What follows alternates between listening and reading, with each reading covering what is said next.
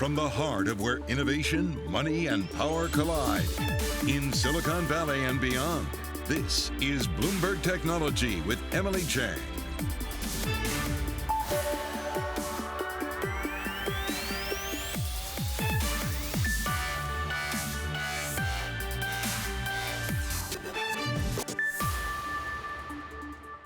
I'm Emily Chang in San Francisco, and this is Bloomberg Technology. Coming up in the next hour, an attempt to lure drivers back cost Uber heavily. A second quarter loss for the ride-hailer, sending shares plummeting in late trading. We'll dive into the numbers ahead.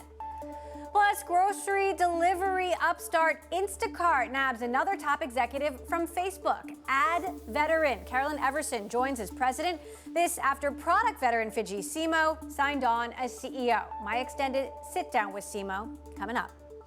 And flying higher after a muted public debut, Robinhood gets the retail treatment as it surges past its IPO price, way past it, up about 125% in just 2 days. Is Robinhood officially a meme stock? We'll discuss what's behind the sudden move. All that in a moment, but first, let's get a look at the markets with our own Kriti Gupta. Kriti, lots to watch today. What are you following? There absolutely was, Emily. What ultimately a risk-off day that was actually good news for technology shares. When you start to see a ADP survey number, it's all about jobs right now, coming less than expected, 330,000. Compared to the 500,000 estimate. Of course, you're going to see some risk-off behavior, plus some comments from Vice Chair Clarida over at the Fed saying, well, you know what, that tapering timeline, it might come soon. So how do you play it? Apparently, you go to big tech, and you can see that in the chart right above me, or behind me, to say the New York FANG index up 0.7%. And you even saw some money go into treasuries as well, yields hitting as low as 112 basis points before coming up and ending about flat on the day. Let me show you, though, a wider spread chart, because this isn't just the only kind of dip that you're seeing right now, where today in the S&P 500, you've actually seen this happen quite a bit year to date, but they just haven't been as deep as the ones you saw in 2020. This is what that chart is showing. The 2020, the 2018, 2019 timeframe, you can see those red kind of blotches below, really shows you the pullbacks that the S&P 500 has seen. But since the start of the year, many pullbacks, about 2%, 1%, but none that would really register below this line. No major correction yet. So does that mean the rally can keep going? Well, for some, it means that retail traders can certainly power through, which brings me to Robinhood. Of course, you're starting to see a surprise turnaround for that stock after that flopped IPO, surging as much as 82% today, ending up 50% higher on the day. Emily, you know retail traders are behind this, because just take a listen to these stats. It was the 6th most purchased stock and the 11th most traded security on retail platforms. The question is, can this continue? And like you said in your intro, does this make it a meme stock? All right, Kriti, thanks so much. We're going to talk about that a little more this hour. Let's get straight to Ed. Yeah, well, the tech earnings come thick and fast. Another thing investors have to take on board, and big moves in after hours. Etsy down more than 14%. It's scrapping full-year guidance, citing COVID uncertainty. It will give quarterly guidance until further notice. A sign with the Delta variant that COVID is still present for corporate America. A bright spot was Electronic Arts. Basically had a really strong quarter, successful launches of products, live events, and raised its guidance going forward. So there's some staying power in video games. A keen gamer, as you know, Emily. Good news. And a different opposite story for Roku. Basically, not giving the guidance the street was looking for, saying that the easing of restrictions means that TV viewership is down and their numbers weren't as strong. But I want to focus on Uber, because really it's the corporate story of the day. Down more than 8% or around 8% in after hours trading. Just as you said, a wider than expected loss. Why? Because it's pumping money into bringing drivers back in, and it's underperforming Lyft year to date, despite having a more diversified business. Emily. All right, Ed, thanks so much. Talking about Uber now more. Want to bring in eMarketer analyst Eric Hagstrom for your analysis, Eric, on what's happening here. Obviously, anyone who's tried to take an Uber lately, sometimes it's there in minutes, sometimes you have to wait 20 minutes. So driver supply really is an issue. What's your take on how this impacted the results?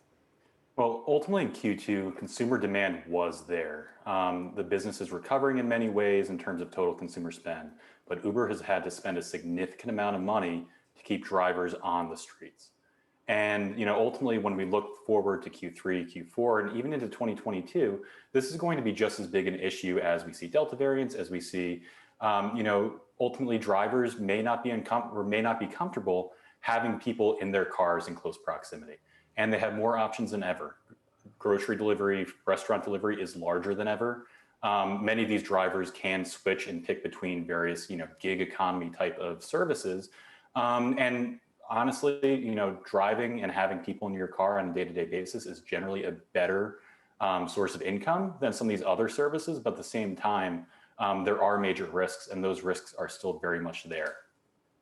Meantime, Uber posting its first net profit as a public company in the second quarter. Of course, yesterday we reported on Lyft's profit, Uber's profit driven in large part by its stake in Didi. Is this something that you expect to see sustained? Obviously, Uber's been and Dara Khosrowshahi have been talking about hitting profitability this year.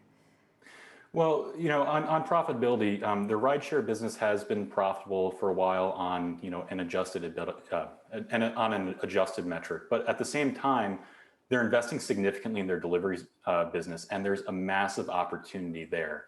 That's been a money loser for them as they've been investing in growth. But as they kind of pull back some of the promotional spending, some of these new verticals, namely grocery, alcohol delivery, pharmacy delivery, become a little bit more mature. The profit profile should look a little bit better for them over time in those spaces. Now, Uber obviously has, these twin businesses, ride sharing, tough in a pandemic, and obviously with the Delta variant surging. But then you look at Uber Eats, where, when those things happen, it's good for that business. What do you see happening in Eats, and which business ultimately wins out? Well, I think the future of Uber is just that. It's twin business between rideshare and delivery. But delivery has benefited significantly from the pandemic. And the most important thing is that this is becoming not just a restaurant delivery company, but a delivery company in general, which is, exactly what DoorDash is doing. Between DoorDash and Uber, they control over 80% of the US market for, these kind of third-party restaurant delivery apps. And they're both using their army of drivers and their, huge consumer base to sell grocery delivery as well, and some of these other verticals and bring them online. Now, these are very nascent categories for Uber. In grocery delivery, they recently signed a deal with Albertsons, but there is a giant in this space, and that's Instacart. And they are competing more heavily with them. And as we look forward to the next few years, I think we really should start looking at the competition between Uber, DoorDash, and Instacart as really competitive services on the delivery side. And that's also, not even mentioning Amazon and Walmart and Kroger, who have their own large grocery businesses as well. All right. Well, speaking of, you're going to hear from Instacart CEO Fidji Simo later in the show. And I asked her that very question, Eric Hagstrom of eMarketer. Thanks so much for joining us. And Thursday, you don't want to miss it, my live conversation with Uber CEO Dara Khosrowshahi, 9 a.m. Eastern, 6 a.m. Pacific. Also, Lyft President John Zimmer will be joining us 5 p.m. Eastern, 2 p.m. Pacific. We'll get both of their perspectives on the results. And sticking with earnings, a rare quarterly earnings miss for General Motors. The car maker hurt by the $800 million cost of the recall following Chevy Bolt battery fires. And CEO Mary Barra telling Bloomberg that the company is still dealing with a semiconductor shortage. Take a listen. We'll be very fluid. Right now, we work, and it's on a daily for the team that's working on it, but weekly from a leadership team. We're looking at making sure we understand the semiconductor situation, and we're allocating chips to our highest demand to take care of our customers, and also the vehicles that are in plants that are capacity constrained, and that is especially our full-size trucks and SUVs. So you'll see us continue to do that. Meantime, GM raised its guidance for the full year. All right, coming up, Ethereum is getting a major upgrade to its network with the hope of ensuring faster transactions and more transparent fees. We're going to take a look at the update and how it could shake up the already volatile crypto landscape. And earlier on Bloomberg Television, Senator Elizabeth Warren shared her take on crypto regulation and how to better protect investors. Take a listen. This is Bloomberg. If people are going to be out there trading in it, there needs to be a cop on the beat. Because when there's not a cop on the beat in any market, then it's the small traders who get cheated. And that's what always worries me.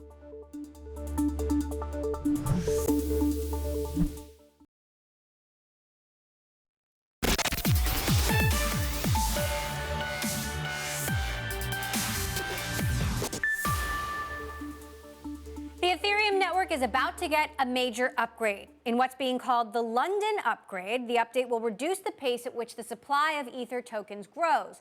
which could potentially boost the coin's price and lead to more adoption.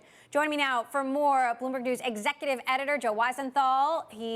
Joe, of course, you follow this closely, whether you call it the London upgrade, the London fork, and of course around the 6-year anniversary of Ethereum. What is so significant about this? Yeah, of course, this is one step along the roadmap of Ethereum. Unlike, say, Bitcoin, there's much more of an openness towards changing the rules in a significant way from time to time. Hard forks, which means the entire network has to upgrade. But as you said, this does change the rules regarding the role that ETH plays within the Ethereum network, potentially creating this burn effect in which the actual, with transaction and with use, the amount could go down. And so then you get this hope that if it's less inflationary per se, or there's less expansion of coins, then that could put upward pressure on the price of it. At least that's what many in the community believe. Now, obviously, Ethereum and Bitcoin are totally different, but investors treat them as interchangeable assets. Are we seeing anything in price fluctuations or trading leading up to this, preparing for the upgrade?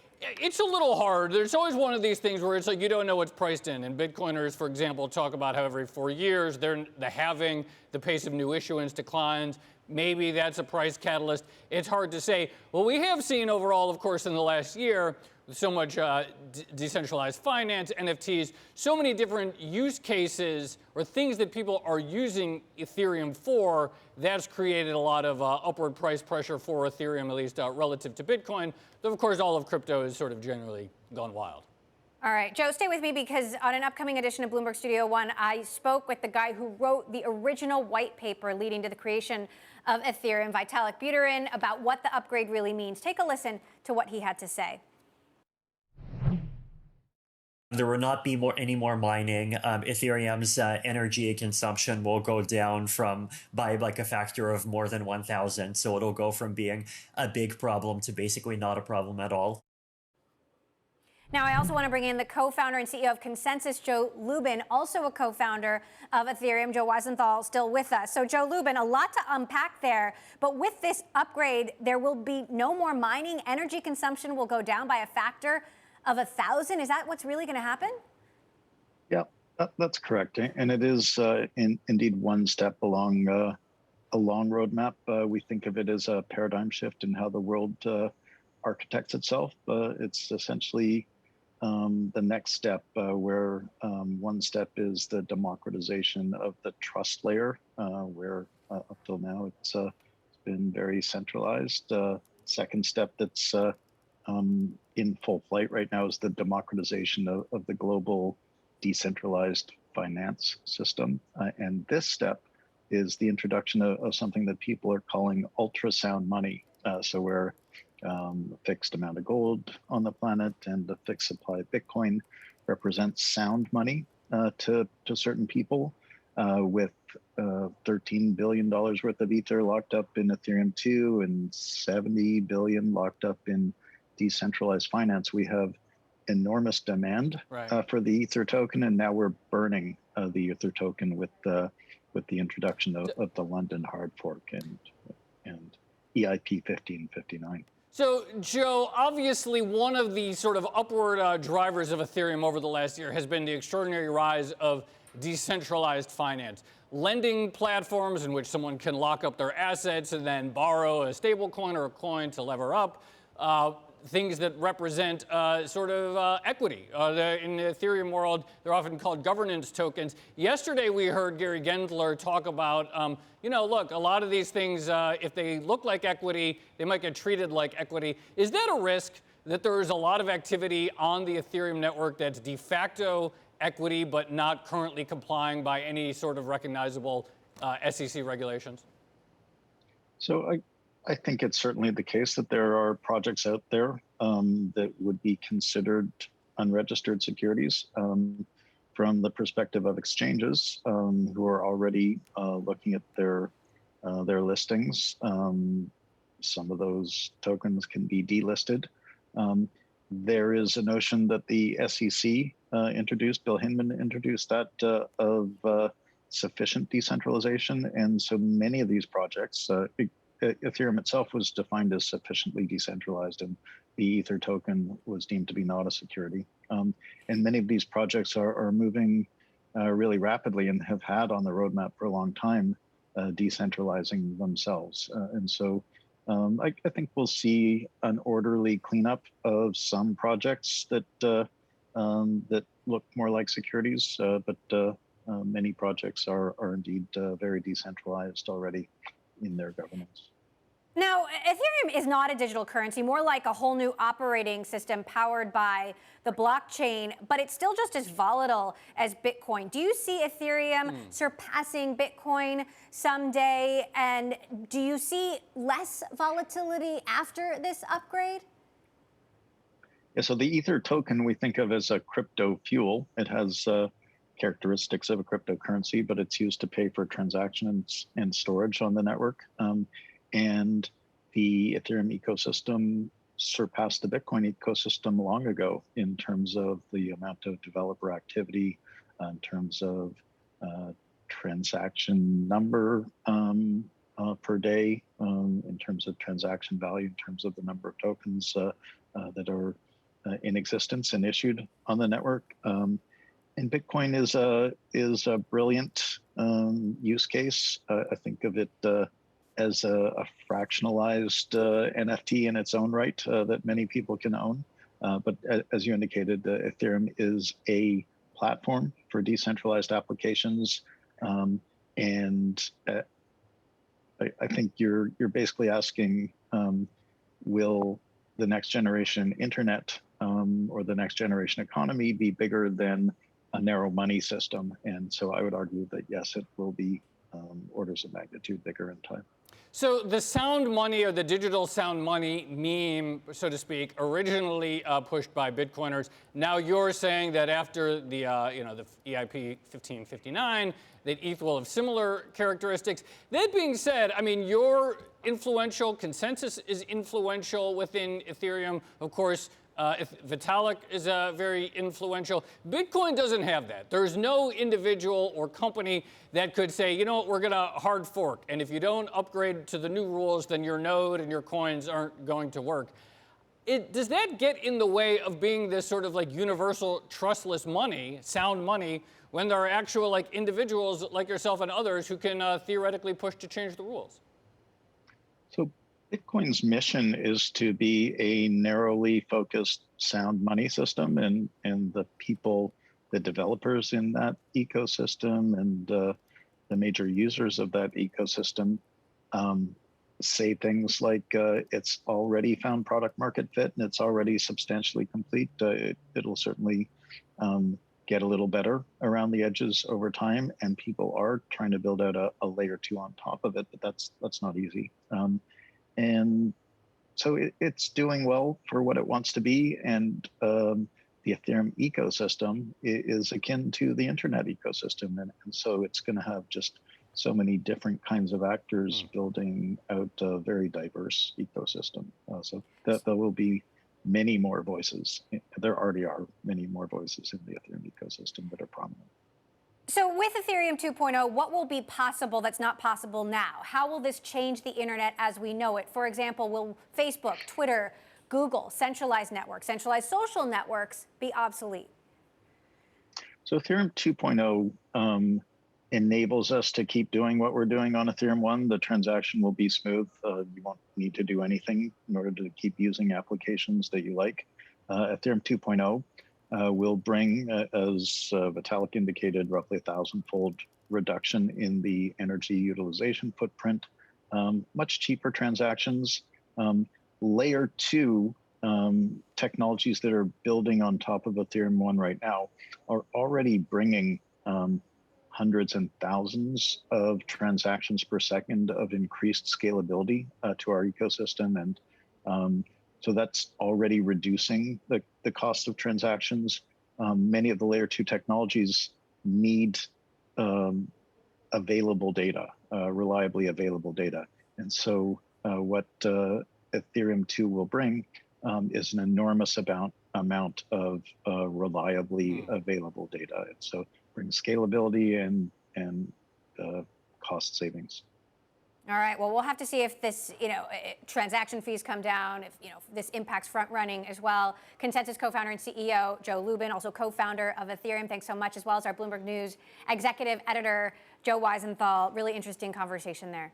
Much more on Bloomberg Tech to come. Stay with us. This is Bloomberg.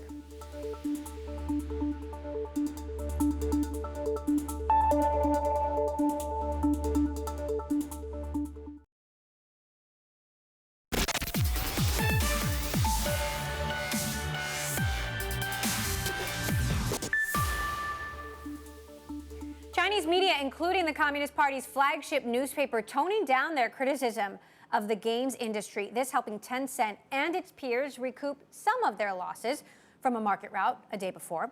Instead of calling video games spiritual opium, as one state-run media outlet did, the People's Daily published an editorial in its overseas edition stressing the need for government, schools, family, and society to work together to better protect children from excessive gaming.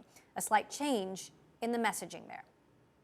Meantime, Instacart CEO Fidji Simo is reuniting with an old Facebook colleague. The grocery upstart announced today that former Facebook global ads chief Carolyn Everson is joining the company as president. I had an extended interview with Simo where we talked about the new hire and her top priorities. As the Delta variant takes off and masks mandates returned, I also asked whether Instacart will mandate vaccinations for employees and shoppers. Take a listen. We are providing them with free telemedicine appointments. We are providing them with free supplies like masks to protect themselves and stipends for vaccination. So this is something that we take very seriously. They're debating whether to mandate vaccines now. We'll have more of that conversation with Simo coming up later this hour. Also up next, Elon Musk, head of Tesla, SpaceX, Twitter, and SNL personality, Bitcoin enthusiast. Now, he is also the highest paid CEO in history. We'll talk about Musk's pay package next. This is Bloomberg.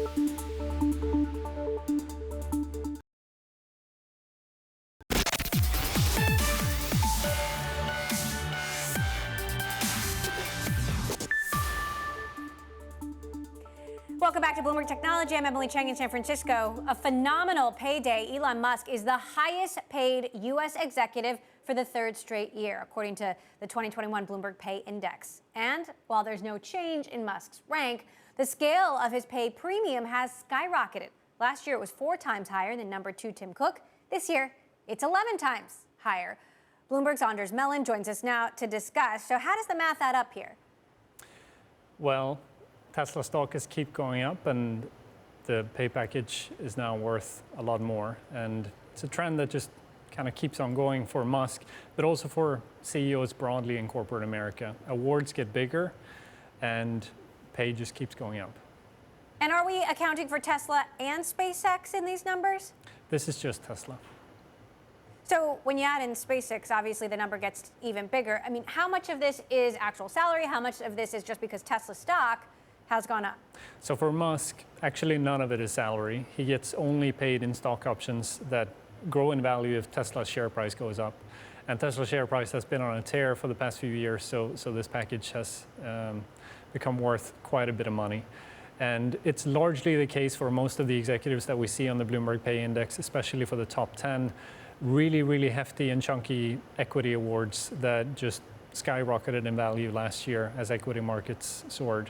And salary is a small part of this, even though the figures are not negligible to a normal person. But for these guys, it's different magnitude.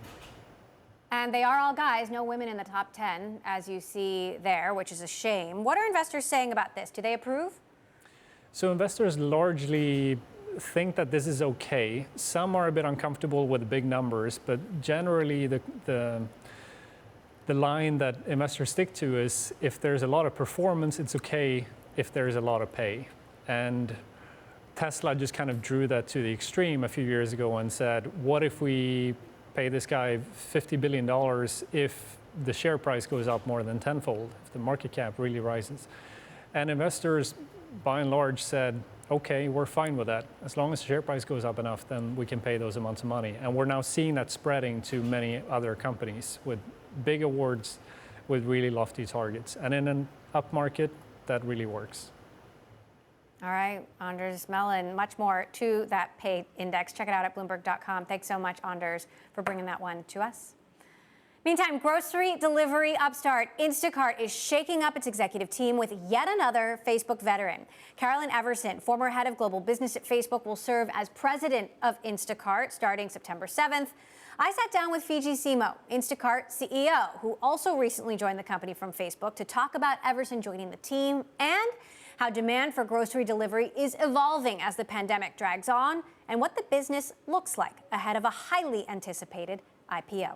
Take a listen. Well, Caroline and I have been working together for 10 years, and I've always admired her. And obviously, when she became available, we thought that she would be a fantastic fit for Instacart.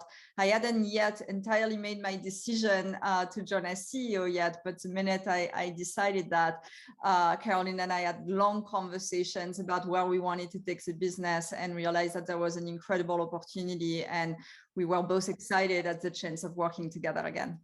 Now, in a statement, a Facebook spokesperson told me, "We wish Carolyn the best as she moves into this next chapter." You were running the Facebook app, Carolyn was running global business, and I know you both were important to the two people at the top. So I have to ask, what did Mark and Cheryl say when you delivered this news? Well, I think, after 10 years for both Caroline and I don't think it's surprising to have leaders want to explore other things outside of the company. So Mark and Cheryl have always been very supportive, and I'm very grateful to Facebook for the careers they've allowed me to have there, and obviously very excited about my next adventure. Carolyn has years of experience in advertising, of course. So the immediate question is, are you going to lean in there? But of course, Instacart's business model is multifaceted, not just advertising, but grocery delivery, revenue from the white label product. How is that composition of revenue right now, and how does that evolve?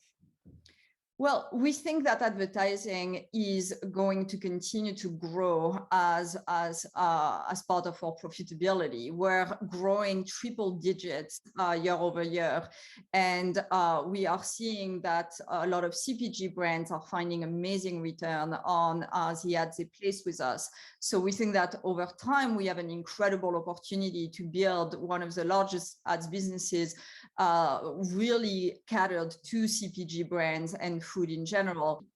Now, more people are vaccinated, so folks are going back to grocery stores, but obviously the Delta variant is rising, and I'm curious how this is impacting your mid to post-pandemic demand. Is Instacart speeding up or slowing down?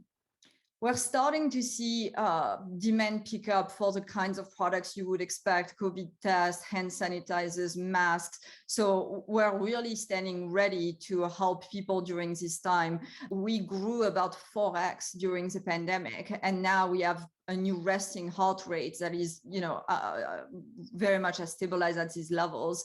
And so we have seen, many years of growth pulled forward by the pandemic. And now, it's really a matter of continuing to build a great product so that this penetration of online grocery continues to grow. I know Instacart worked really hard to institute a lot of safety protocols through the pandemic. Now, obviously, things are changing. Google and Facebook have ordered vaccine mandates. Will you mandate that your corporate workers and that your shoppers get vaccinated? This is something that we're still in the process of debating, given that, things change every day with the COVID situation. So we want to remain extremely flexible and react to the numbers.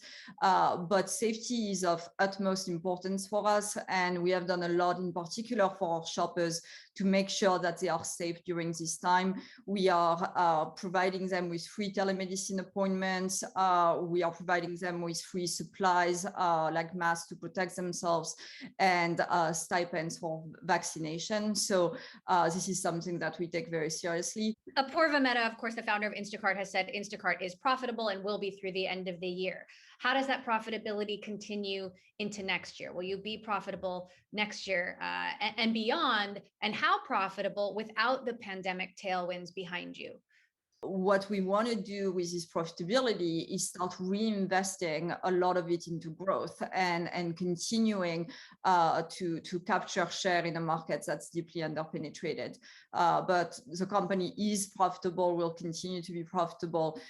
We will just probably decide to reinvest a lot of these profits into continuing to grow.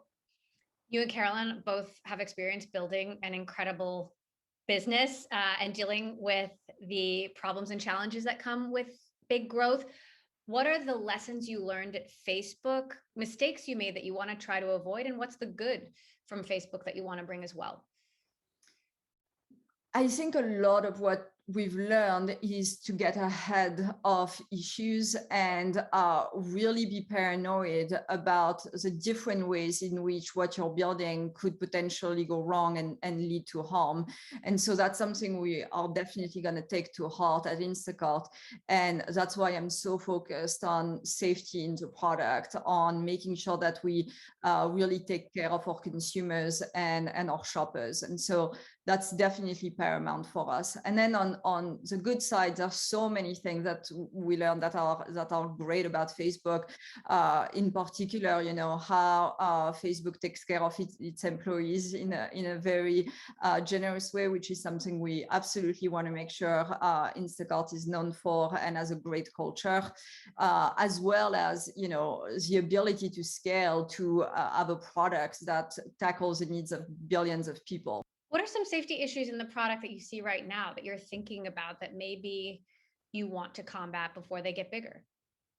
Well, I think a lot of it has to do with just making sure that our shoppers are safe and our customers are safe. So we've done a lot in the product to make it so that if a shopper or a customer has a bad interaction with each other, they can report that and they're never matched to the same person again.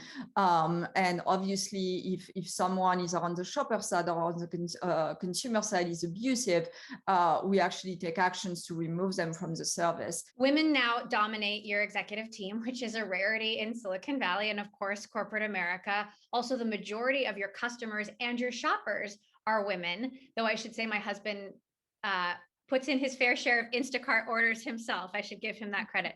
Mine too. How do you think having so many women at the top will impact the product and the culture of the company and the culture of the product? Well, I think it's critical to have a leadership team that really represents the people you're trying to serve. And, we have 80% of our consumers are women, 70% of our shoppers are women. So our product is very much geared towards the needs of a female audience. And so, having a leadership team that reflects that and, all the way throughout the company, people will make decisions with that customer in mind is going to be incredibly important. And I fundamentally believe that I make better decisions when I hear many different points of view. And I know that Caroline very much shares that leadership ethos with me. So we want to create a culture where diverse voices are heard and it's safe to express your point of view. You're going head to head with Walmart in grocery delivery. Uber and DoorDash want in on this market. And then there's this burgeoning group of smaller, 10 to 15 minute delivery folks, whether it's Joker or Gorillas or GoPuff. How are you thinking about the competition, and would you ever be open to an acquisition? The grocery market is so big that obviously there's a lot of different segments of the market. We're definitely always looking for possible acquisitions, and we'll always be open to that. I think, we're very focused on building right now because we have a lot of momentum. But if there are some interesting targets that would complement our strategy, of course, we're always open to that. Now, as we look out, we're still in a period of uncertainty with the pandemic, but where do you see Instacart a year from now? Where do you see Instacart then 5 years from now? Paint the picture for me. Well, I think, we are in a period where people are going to fundamentally rethink their relationship with food. They are going to want faster deliveries. They're going to want more selection of a variety of products, better discovery of new products that are perfect for their diet, and a lot more inspiration around what they eat. So I think for the consumers, Instacart can be the place that delivers on all of that. On the retailer side, I think, fundamentally, this is an industry that is much less penetrated than any other commerce industry. And so we assume that 25% of grocery over the next 5 years is going to move online. And as a result, we need to equip our retail partners with solutions that help them move their businesses online in a way that's still very profitable for them. We're very excited to see ourselves as kind of the food accelerator and the food ally of the future. And we think we have a very ambitious journey ahead of us. Instacart CEO Fidji Simo there. You can catch that full interview at Bloomberg.com. Meantime, an app that will fight your parking tickets and sue robocallers is now valued at $210 million. We're going to look at what the future holds for so-called robo-lawyers next. This is Bloomberg.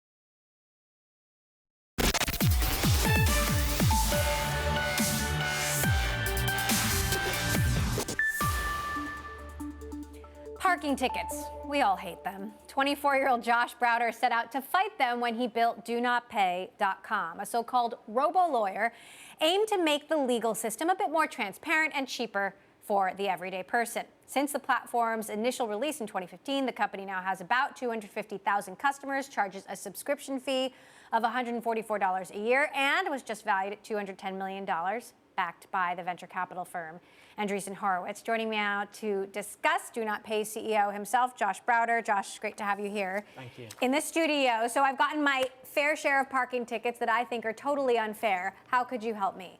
DoNotPay empowers the little guy to fight back. So it finds a legal defense in your ticket and sends it off to the government and gets you money back. But it does a lot more than that. We fight companies and the government across 200 areas of the law. So let's take parking tickets in particular. What's your success rate? Around 65%. You get 65% overturned? That's right, but that's actually the lowest success rate out of all of our products. So what are the other success rates? Well, a lot of the time it's 100% successful because you're just jumping through a hoop, like canceling a gym membership where they make you send a letter to a PO box just to get out of it. Now, you call yourself a robo-lawyer, but in your terms of service, you say you're not a law firm, you don't have attorney-client privileges. Are there actual lawyers working on these issues, or is it just technology? We have lawyers who help us, but it's fully automated. But this stuff isn't rocket science. There's not a lawyer who would get out of bed to help you with a $50 Comcast refund. So we're expanding the legal system in an underserved way. So you just got backing by Andreessen Horowitz. Clearly, there's a bigger opportunity than fighting parking tickets. On the website you advertise, you fight corporations, beat bureaucracy, sue anyone. How can you make such big promises? Below $10,000, these big companies know that they can get away with ripping people off because no one will fight back. So technology is perfect at doing that because these disputes are very clear-cut. If you want to cancel your gym membership, you should just be able to do that. And if they don't do it, then they should be harmed in small claims court. So where do you see most of the growth coming from? Most of the growth is coming from the world is changing so much with helping people claim government benefits. These big corporations aren't treating people fairly. Landlord-tenant disputes. DoNotPay is like an ETF for the world's problems, and unfortunately, there are a lot of problems at the moment. Now, one of your top features is how to fake a phone number, which might enable you to get out of verification or get around verification on a platform like Twitter or Google or even Tinder. Those companies are doing those things to maintain the authenticity of the platform. Why shouldn't we think that's a little shady?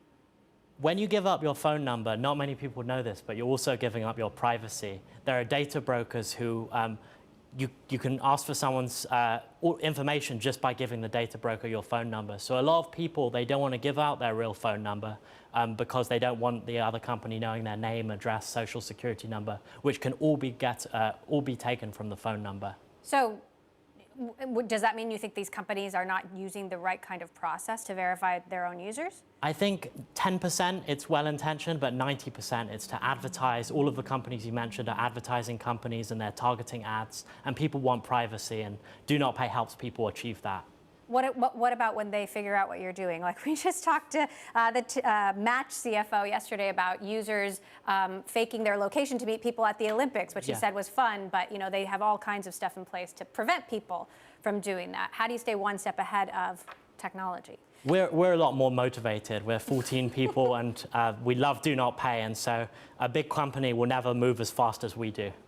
Can you get robocalls done for good? I mean, let's end those. There are a lot of our users who make a lot of money by picking up the phone and suing the robocallers. But hopefully that creates a strong disincentive for these robocallers to call a lot of people.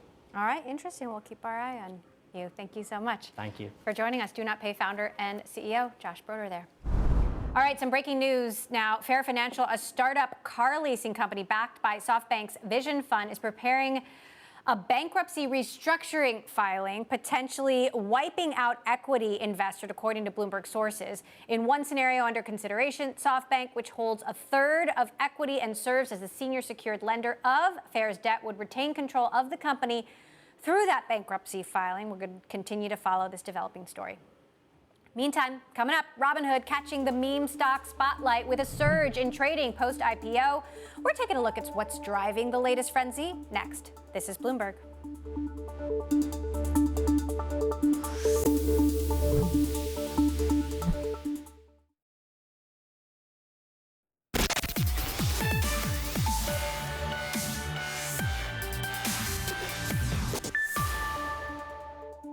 Shares of trading app Robinhood surging for a second day as retail investors piled in, this time rising as much as 82%, halted at least 3 times along the way for volatility, pairing those gains to a mere 50% up, bringing its 2-day gain to, well, 87%. This is after a lukewarm reception from day traders to the company's IPO last week. Joining us to talk about what's driving the moves, our own Ed Ludlow. So, is Robinhood officially a meme stock now? Well, I mean, what's happening here? Volumes are surging, right, compared to what they were in the first few days of trading. There's evidence that retail traders are driving that, but it's complicated. You know, if you think about GameStop, AMC, a lot of that was in the options market, people buying calls well ahead of where the current price was. In fact, I think we have some quotes or some posts on... Right, you've been scouring the Reddit boards today. Wall Street Bets, right? It's all about Wall Street Bets, and they are regularly citing the Robinhood app, but they're also reminding us that in some cases they're selling AMC and GameStop to buy this stock. In another, they said that if the volatility continues, maybe Robinhood will ban them from trading, a reference to what happened earlier this year where Robinhood restricted trading on some of the meme stocks, right? So restricted it's complicated. Buying, Exactly. They would say, specifically. So, you know, why didn't these folks buy on IPO day? Which was a big concern, right? That retail investors were going to pile in on IPO day. There would be a lot of volatility, but there wasn't. Right. There was a lukewarm reception, to say the least. You know, compared to how retail investors bought Snap or Uber on their debuts, one reason was that restriction. You know, these day traders, meme traders, Reddit warriors, whatever you want to call them, they felt sort of aggravated by what Robinhood had done earlier in the year. There wasn't this kind of rationale. I think what institutional investors, real market participants are saying, this is herd mentality. They're seeing what others are talking about, not just on Reddit, but on Twitter and other social media platforms as well, and they're getting in on the act. But this is short term, right? We've only had a few days of trading. And certainly there are institutional investors as well. I mean, from what you've seen on the message boards, what is it in the psyche of some of these retail traders that is convincing folks to still buy now at this price? That others are encouraging them to do so. I mean, the fundamentals of this company are not that strong according to our own Bloomberg Intelligence analysis, right? We have research out today from our colleagues at Bloomberg Intelligence saying, what was it that made Robinhood popular? It was the pandemic. People stuck at home buying these apps through their phone.